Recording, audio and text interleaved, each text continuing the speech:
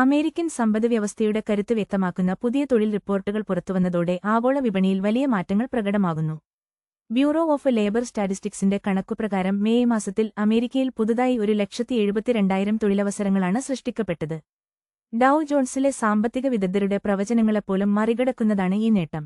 Federal reserve അടിസ്ഥാന പലിശനിരക്ക് കുറയ്ക്കാതെ നിലനിർത്തുമെന്ന ആശങ്ക വിപണിയിൽ സജീവമാണ്. US ഡോളർ സൂചിക 0.66% ഉയർന്ന് 100.07 എന്ന നിലയിലെത്തി. 10 വർഷ ട്രഷറി ഈൽഡ് 0.041% ഉയർന്ന് 4.522% സ്വർണവില ഔൺസിന് $148.66 ഇടിഞ്ഞ് $4,328.6 ചുരുങ്ങി.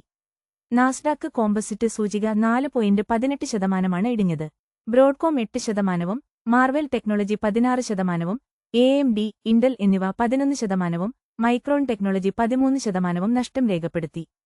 ബിറ്റ്കോയിൻ വില $59,099.25 കൂപ്പുകുത്തി. ഇത് 2024 ഒക്ടോബറിന് ശേഷമുള്ള ഏറ്റവും താഴ്ന്ന നിരക്കാണ്. ഇന്ത്യൻ സാഹചര്യത്തിൽ രൂപയുടെ മൂല്യം 94 മെച്ചപ്പെട്ടത് ആശ്വാസകരമാണ്. റഷ്യൻ പ്രസിഡന്റ് പുടിൻ ഇന്ത്യൻ പ്രധാനമന്ത്രി നരേന്ദ്രമോദിയുടെ വിദേശനയങ്ങളെ പിന്തുണച്ച് സംസാരിച്ചു.